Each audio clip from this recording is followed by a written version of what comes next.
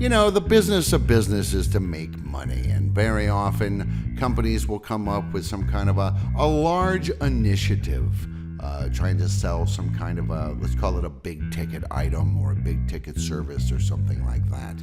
One of the channels that people very often neglect in these endeavors is the business to business or B2B referral program angle of things. My guest today is Andrew Brown, who is the president of Bridgemaker Referral Programs and co-founder of the Academy of Business Communications in Toronto, Canada. And he has just written a new book called Get Referred: How to Increase Sales Velocity, Volume, and Value by Creating Enthusiastic Advocates who bring you the business you want. Sounds like pretty interesting stuff, and we're going to talk about the book, what's in it, what some of his thoughts are in this direction, and of course how it can be sort of applied in a sideways way to organizational communications. Thank you for talking to me, Mr. Brown. Good to have you back on the podcast. Oh, Derek, it's always a thrill to be on the Digital Signage Done Right, or the DSDR podcast, and to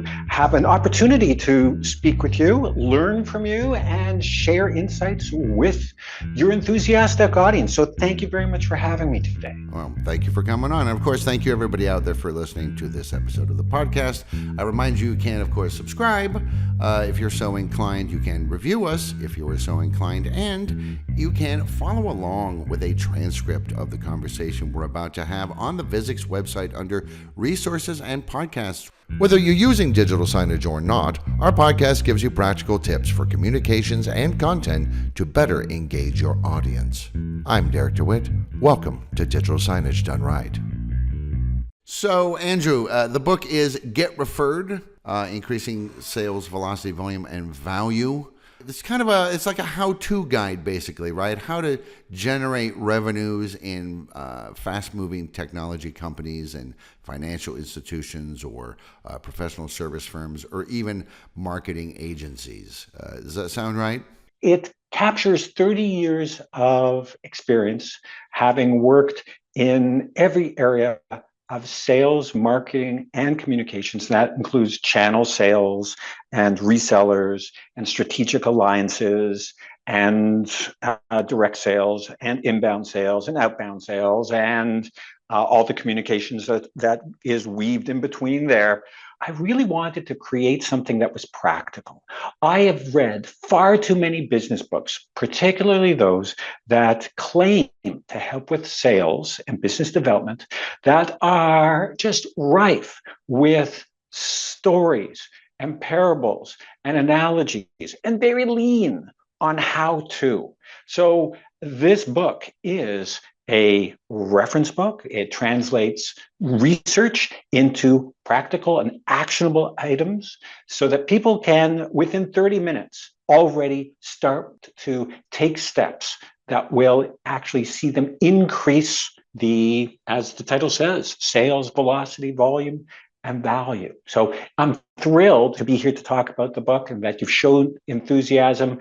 And I know that members of your audience are going to be going, I wonder if my colleagues are using referral programs in a systematic way, because quite frankly, I mean, there is a section in the book that speaks to how referral programs tend to be rolled out right now, and it's not necessarily systematic, and unfortunately founded on some very tenuous assumptions that tend to be very, very wrong, very destructive. And so referral programs, and I would argue other sales development and business development processes, often suck up resources. And I did not want to see people do that. I hate waste. So that was really the impetus. And it also was my wife saying, shut up and write the book already. Well, you know, she was tired of hearing about it. She's like, look, man, I know all about this. I'm not pushing a big ticket item. Somebody out there is. They need your wisdom. Exactly. That's right. One of the things when we were communicating about this talk in advance, you mentioned that when you're pushing a new product or a new service, especially a big one, not a small little widget, but like hey, we're coming out with a whole new thing. For example, an electric cars is one of the things that comes to mind. Hey, we're going to go to electric cars or hybrid cars. That you're not just selling the product, you're really selling a mindset. The old cliche is a good businessman could, sell snow to Eskimos. It's kind of true because you're selling a story, you're selling a certain mindset, and a lot of that happens on the company end. It's not the customer and the salesperson necessarily. It's that the whole company is in this particular mind frame and going in a certain direction. I don't want to put myself out there as someone that can talk about business to consumer referral programs, because as you said, there is a particular mindset when there is a big ticket, and when it's a big ticket to consumers. I tend to focus on big tickets to other businesses. Now, there are some similarities. I would say that when there's a big ticket item, and this certainly is one of the reasons why we're harnessing referral sources is so powerful, is that they de-escalate risk. Organizations as entities tend to be fairly risk averse. They want to minimize it. And so actually in the book, I have structured it so that someone can develop a referral program as a pilot project and not touch sales processes, or try to actually hardwire it into the organizations, because in order to do that, you have to take some steps so that the powers that be go, okay, this is worthwhile from a business case. Whoa, I've got a system that I can measure. And you know what? I've got someone's commitment to be held responsible for the program. So I speak to those, but backing it up for a moment, yes, risk and risk mitigation is a critical thing. And whether it is to consumers, there is often the message, invest now so that you can avoid a pain later. For business to business, it's often, this is something that you have to do. It's unpleasant. You're going to have to make a purchase. But why should I choose this one? Why should I choose this vendor over another vendor? And if you harness the right referral sources, they can bring that fear, bring that concern of risk way down. I just saw a stat the other day, and it was about that business to business selling for big tickets, that trusted referral sources was the basis for 84% of that first contact. So if you're selling a big item B2B, if you're not using a referral source at the beginning, you're going to be making life very difficult for yourself. Right. So what's the general idea? Is it kind of like, hey, look, other people are using it and they like it, and so you're not the guinea pig. You could trust. Look, here's whatever. Here's the University of Kenosha or whatever. They're using it, and they like it, and it fits all of their needs. Well, you're the University in Nebraska, and you have very similar needs. So you're in good company. You're not all by yourself out here. Well, that is certainly association marketing. Hey, someone in my industry is doing that. That's great. And some organizations are very much in the fear of missing out, right? FOMO. Oh, they're doing it. We've got to do it. But that can still get you to run in a lot of trouble if an organization does something, but it's still not the right product or the right timing.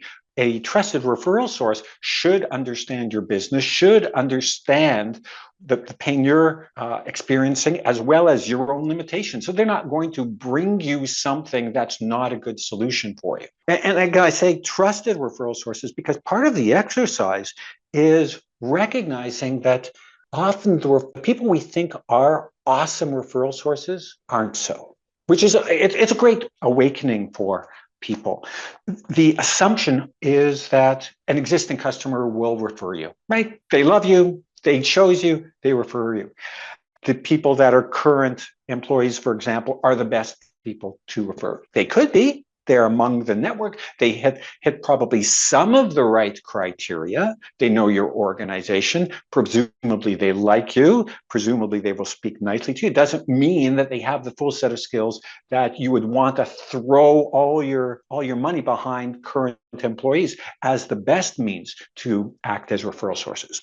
So you call these managed referral programs, MRPs. Maybe give us a moment of how are things kind of normally done, like, real quick, and then how is a managed referral program, an MRP, different? There are a couple of models right now that are very prevailing as far as referral programs go.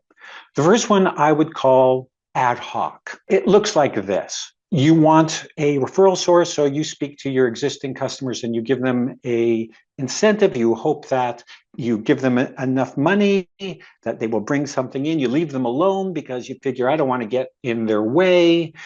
You assume that they're going to have the right skills to refer. And so again, you don't do a lot of training. When they bring something in, you take it, regardless of whether it's profitable or not, because you don't want to offend the referral source. And you don't know if that referral source is going to bring in something better next time. So you cross your fingers and you hope. That's the ad hoc. The other that's very common is the value-added reseller, where more or less a company will assume all their resellers have the same skills, have the same willingness, and have the same opportunity to resell their product. With that kind of mentality, you see the lens, okay, we just create standard stuff and we just give it to them and they will find stuff and bring it to us. It does forget the fact that people that the resellers are selling to go, you're selling me this because you get higher commission from vendor A versus from vendor B. So you breed a very skeptical buyer. And that is the value-added reseller. I'm not saying that there aren't great value-added resellers out there, but generally speaking, as a model, value-added resellers, the referral pattern is that you get people on, you get a quick spike. You might even get a spike as you raise the commissions, but in between those kind of raised commissions, really flatten out, and you flatten out hard. And what's more is, as your competitors are raising their commissions, you have to do the same. So setting up a value-added reseller program says, I am prepared to escalate costs year after year. Right. Yeah, that's true, because your competitors are going to go, oh, well, if I offer you a better commission, reseller, then you'll sell my stuff more. Pretty soon it gets out of hand. Exactly. It's a seesaw. It goes back and forth and back and forth. So at the core of managed referral programs is the recognition that, one, your best referral sources may not be your existing customer. When organizations believe that customers are their best referral sources, they forget something called the babysitter effect. And anyone listening right now who's had an awesome babysitter knows that the last thing that they're likely to do is to refer that babysitter, because that babysitter may not be available when you need them. Even if you are an amazing provider of services or big ticket products, people aren't going to refer you because you are theirs. There's a sense of ownership and they don't want to share you. The other reason why customers often do not refer you is because if they know the warts that you have, and those warts as an organization may not be great, let's say onboarding, for example. If you don't have a great customer onboarding process, then your customer is going to say, well, if I refer someone, they're not going to have an awesome experience. I'm not going to take the chance and put my reputation on the line. So all this is to say, if you put all your eggs in one basket, in that thinking that customers alone are your best referral sources, you're going to be missing out. Back to what managed referral programs are. So managed referral programs are built on a very strong foundation. And the foundation is this. Every referral source that you choose, and you should go through a systematic way of choosing them. And in the book, Get Referred, there are actually tools to help you go through that process and evaluate potential referral sources. But every referral source has a certain level of skill, a certain willingness, and a certain opportunity to refer. And it's your job, if you're running a managed referral program, to understand what that mix, that recipe, that cocktail of those three components are, and what makes things more interesting slash more compelling slash more effective slash more messy is that those things change over time. So the book, basically 5 sections. First one is kind of like, hey, here's why current sales processes maybe aren't enough, which I think is always the case. No one's perfected anything. And then talks about what these managed referral programs are, more information about referral sources, and then sort of a framework and tools for how to basically take the advice, this how to create an MRP and roll it out. And then you have this thing at the end about, you think it's important to kind of hardwire this whole thing, this process, this mindset, this way of approaching things into the organization's day-to-day processes, which I think is right on the money. I mean, we should, especially in these days, we should constantly be shifting and changing and growing and moving and trying out this. And if that doesn't work, we stop that and we try something else. I think this old idea of, you build a better mousetrap and that's the end of the story, because mice don't really change. Mice are mice. But when we're dealing with much more complicated things than that, we're not dealing with mice. We're dealing with things that interact with a real world that is very dynamic and constantly changing. And so I think it's incumbent upon organizations to bake this into their structures. Well, organizations have a tremendous capacity to learn. But because we're humans and people come in and out of organizations and individuals have their own propensity to learn, organizations are going to only be as good as the people within them, right? So if they're lifelong learners and they're the ones that want to try new things, that will keep an organization fresh. To your point about hardwiring new programs into organizations, yes, I tend to agree that organizations should, but that also requires a certain amount of organizational learning. I took it from the standpoint of, listen, anyone can do a referral program pilot project.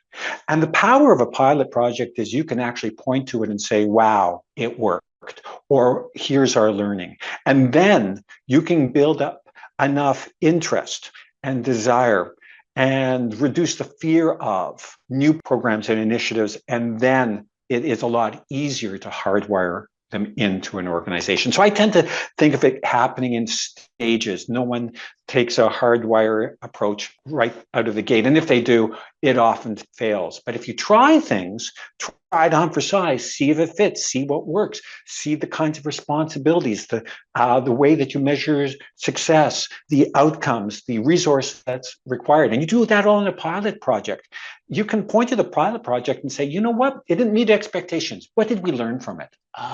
Okay, this is how we would roll it in. And in fact, the book allows you, if you don't want to hardwire it in, just read chapter 4. There's a quick start guide in the book as well that points you. It provides breadcrumbs. So if you have a particular use case, you can decide, I only want to read chapters 2 and 3, or 2 and 5, or 1 and 3. Plus, the book also has at the beginning of each section key takeaways. So if you've only got 5 minutes to read the book, just go through and read the key takeaways at the beginning. If you've got 30 minutes to read the book, you read the key takeaways and then the summaries at the end of each section. And so you've read the book in 30 minutes. A lot of people who are looking to get a program up and running recognize that they need to take things in chunks. And that's why this book is written in chunks deliberately to help the reader. And I spent a lot of time actually with the layout and design folks because I wanted this. You know, when you go to a really bad website or you've seen really bad digital signage and it's difficult to navigate, you become awash with information, nothing sinks in, you don't remember anything, it leaves you cold. I did not want that experience for the book because too many business books, again, are very laden with stories that are pointless or trying to be illustrative but not necessarily relatable. I wanted to create something that people would go, that's practical. I can use that. I can use that today.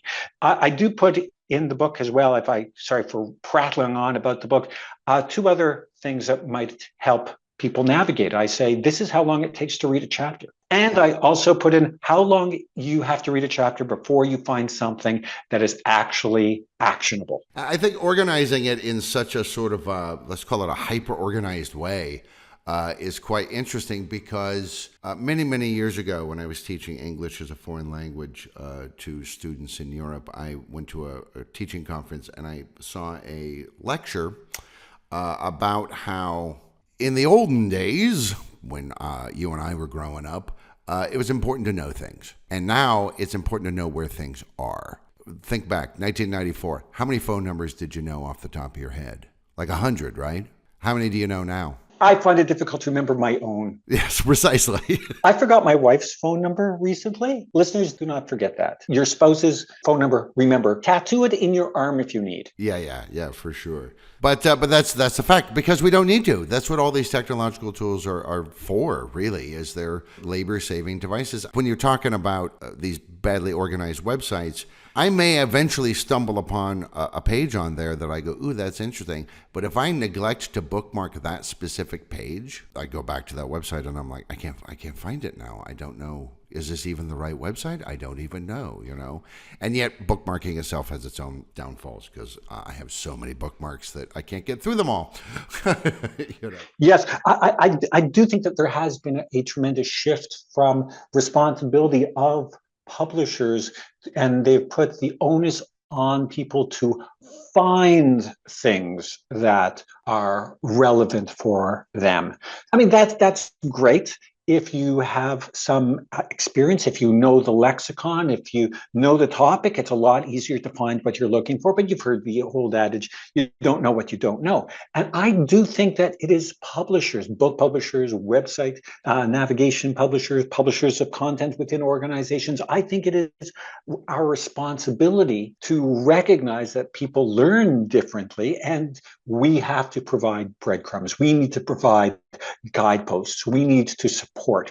And that's not coddling them. We want them to be successful. That's something else that is very central to managed referral programs. One of the other things that's really important about managed referral programs is to recognize that difference. And we talked about the skills, willingness, and opportunity that we have to understand, but we have to embrace the fact that people will learn differently. In developing this program, and I've rolled out hundreds of managed referral programs over 30 plus years. And, I hate to say it, but I will say it because it'll make for a beautiful little graphic if you want. The managed referral programs is the closest thing I have ever seen, been part of, observed, studied, read about that approaches a silver bullet for sales. Wow, that's quite a claim, sir. Okay, it is. But let me qualify that just for a moment, because the idea of a silver bullet has a few different qualities. Silver bullet singular and silver bullet speed. So silver bullet singular. If you're going to choose one program, if you're a B2B, if you're selling big ticket items and you want to be successful, yes, managed referral programs is going to be the best route. I have no fear in saying this. And I've set up infrastructures that have 30 people to do nothing but churn out content, to be SEO specific and developing content and SEM and using all the channels. Though that's great at a particular stage of an organization's evolution, but it is creating a machine that you never get away from. In 2006, 2007, when digitization was in its infancy, there were 150 roughly digital marketing and sales tools. There are over 14,000 now. Yikes.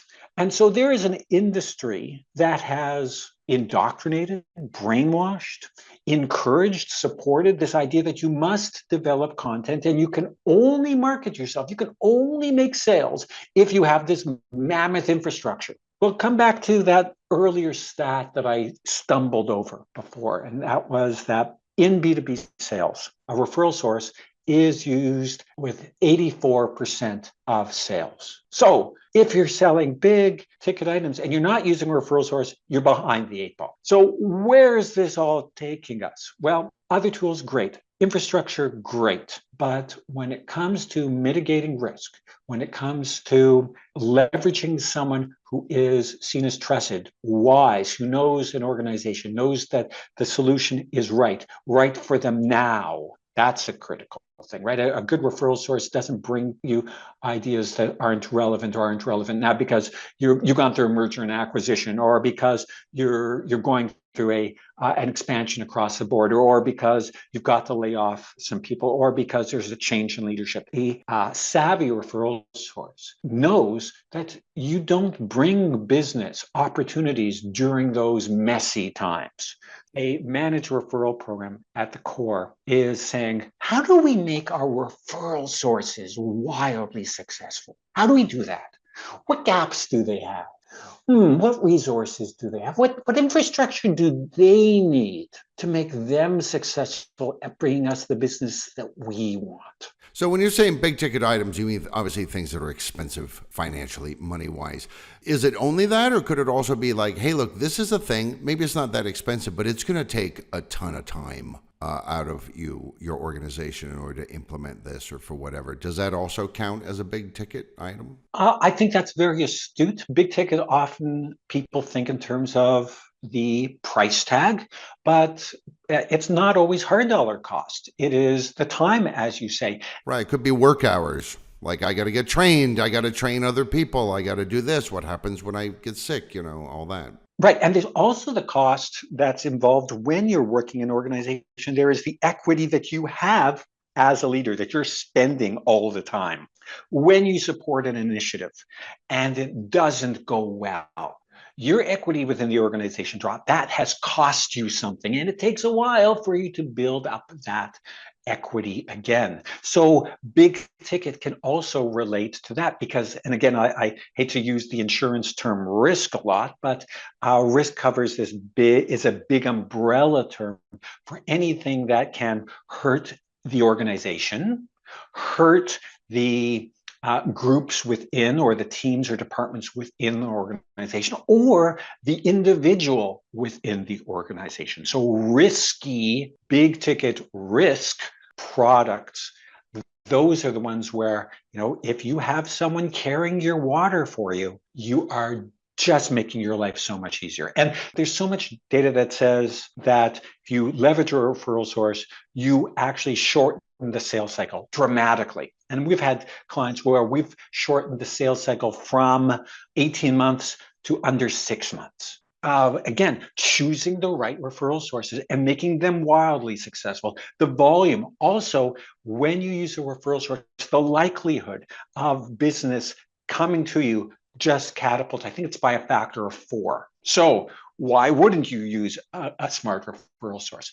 And the value, lifetime value. When business comes in via referral sources, that business spends more and spends more over a period of time. So there you have it. There is a business case for it. And again, there are plenty of sources out there on the interweb that provide some real tangible. And the book also provides some basic stats. So if you're thinking, is this something that I should be doing? Well, now you can make a business case. So why did you decide to go this route?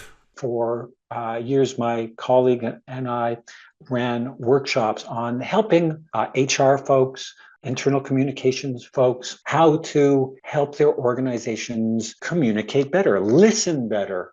A couple of things that are very applicable from the referral methodology and some of the assumptions to the internal communication. So one thing that I find is that when you work in a large organization and you're in employee communications, and let's face it, that can be a thankless job. Often it's something that you do off the side of your desk. You're in marketing and something gets thrown to you. You're in HR and something gets thrown to you. Or you may have the title of corporate communications, but you have almost no budget. Often it's not a glamorous, it's a thankless job. It's so critical. That's why I love working with internal comms folks, because what they do, they have a passion that's I find rarely elsewhere in the organization. As far as the referral programs and internal communications, there's some things that I see, there's some overlap. So one, I found that in organizations, there can be a sense of learned helplessness. And so if you've got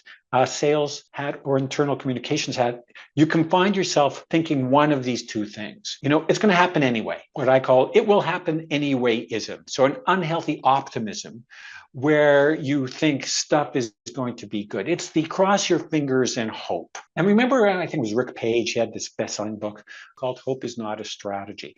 And it will happen anywayism is one assumption that people will carry around. The other is sort of on the negative, it's what's the point-ism. Now, when it comes to generating referral business or bringing new people or communicating, the feeling that you truly can't control the sources, the reasons. And that's why it's important to come up with and tap into a disciplined approach. So I want to put people's minds at ease. Yes, you can systematize how to harness referrals, whether those referrals are for business development or for recruiting or for internal communications. Because if you use referral sources, if you think of them as people as carrying your water, they're your champions. They're the ones who are on the metaphorical shop floor. They're the influencers within the organizations that can help act as both communicators and an other set of eyes. So that sense of learned helplessness, both for the positive and the negative, I find is very common. Another term I use, the Columbo effect. Remember Columbo? And every murder mystery makes an assumption. They are always looking for people who have what? Motive, means, and opportunity. There you understand the behavior. If you understand motive, means, and opportunity, or you can identify your likely candidate for villain, or in this case, referral source. And so it's really important to understand, I call it skills, willingness, and opportunities as opposed to means. But that's also something really critical. If you're hoping for your internal employees to act as referral sources to bring on new staff, you're making a huge assumption about whether or not they have the skills or the opportunity to refer. It does assume sort of birds of a feather flock together, but that's often not the case. The third thing I just want to talk about is, and I think the comms folks listening into this will get this, certainly the more seasoned or practiced, is that messaging is great, and there's a lot of emphasis put on verbal and written and video messaging, and then messaging tools, right? That's great. But it's really about behavior. If you want communications, if you want for messages to take root, you've got to model, encourage, support, reward those acceptable behaviors. And that's got to happen throughout the organization. And you've got to call out and discredit and eliminate and punish unacceptable behaviors. And when it comes to referral programs, one of the reasons why referral programs historically flatline, why they damage reputations and relationships and don't yield anything, is because the behavior, you can have all the best systems in the world, right? But if you don't behave in a way that is consistent and reinforces some key elements when it comes to referral programs, they're going to fall flat. So there's an acronym. I'll just give it to you briefly in Get Referred in the book. Bridge. That is the acronym for the behaviors you need to elicit. And I'll just run through very quickly. Bear responsibility. That is, too often when referral sources don't bring in business or don't refer people that you want, you blame the referral source. There must be something wrong with them. No, it is your responsibility. Again, manage referral programs. Key point. We are there to make referral sources successful. So bear responsibility. B for bear responsibility. R for respect referral sources. Rather than looking at referral sources as mere tools to be leveraged, you need to understand what is important to them.